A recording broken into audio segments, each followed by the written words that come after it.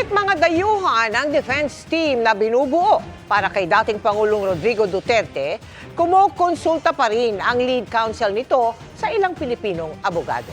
2 beses na silang nag-usap ni Duterte at may mga madaragdag pang miyembro ng depensa. Ang latest sa The Hague, the Netherlands, tinutukan live ni Mariz Umali.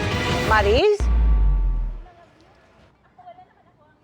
Mel, katunayan nga, kalalabas lang nitong si Vice President Sara Duterte sa kanyang pagbisita sa ama na si dating Pangulong Rodrigo Duterte dito sa Scheveningen Prison.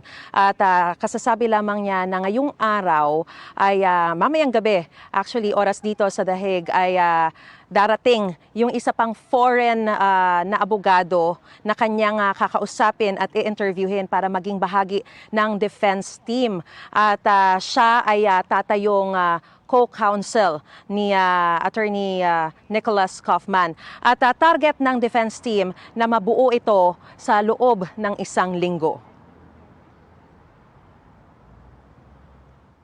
Nagumpisa na si dating Pangulong Rodrigo Duterte at ang kanyang lead counsel na si Nicholas Kaufman na pag-usapan kung paano mananalo sa kasong Crimes Against Humanity for Murder na nakahain sa International Criminal Court o ICC. Ayon kay Attorney Kaufman, trabaho agad sila ni Duterte sa ikalawang beses na pagbisita sa dating Pangulo sa ICC detention cell dito sa the Netherlands. I'm going to instruct him on the nature of the case against him and he's going to tell me how to fight it and to win it. Ayaw pang sabihin ni Kaufman kung sino-sino ang magiging bahagi ng legal team na naunang sinabi ni Vice President Sara Duterte ay magiging pawang mga foreign national. I'm not commenting on the name of the council, okay, in any way whatsoever. Okay, and that doesn't mean that I'm approving or disapproving of any nomination or any name that you're mentioning. So the announcement will be made in due course. Gayunman sabi ni Kaufman, kumukonsulta pa rin siya sa mga Pilipinong abogado. I'm already taking advice from Filipino lawyers. I have to in a case like this. There is an essential element of any case at the International Criminal Court that there is a need for foreign lawyers. So there will definitely be involvement of Filipino lawyers. I need them. Sabi rin ni Kaufman na abisuhan na raw niya si Duterte tungkol sa nature ng kasong Crimes Against Humanity.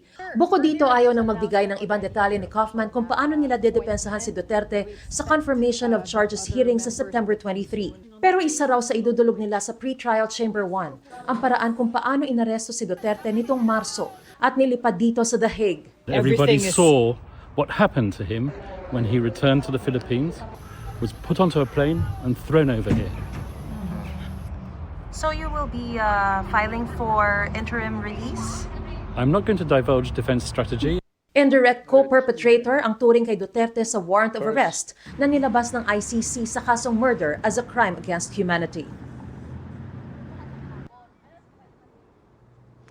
Samantala, Mel, dagdag na impormasyon na binigay sa atin ni Vice President Sara Duterte ay nailipat na sa regular na detention facility ang kanyang ama. Wala na siya sa hospital part ng pasilidad. At kontrolado raw ang kanyang sugar. 4 na beses sa isang araw chine-check yung kanyang sugar. No? At yung iba pang mga vital signs ay maayos naman daw. Pampalipas na oras daw ni dating Pangulong Rodrigo Duterte ay panonood ng TV, pero nang tanungin daw siya kung nakakanood siya ng international news na hilig sana niyang gawin, ay hindi raw siya nakakanood ng mga balita dahil filtered daw yung pinapalabas sa telebisyon. At bukod dito ay inoferan daw sana niya ng mga libro, pero sabi daw ng dating Pangulo medyo nahihirapan daw siya dahil malabo yung paningin at may iniinda rin daw siya sa ngayon ng pananakit ng tuhod. So yan muna ang latest dito pa rin sa The Hague, Netherlands. Balik sa iyo, Mel.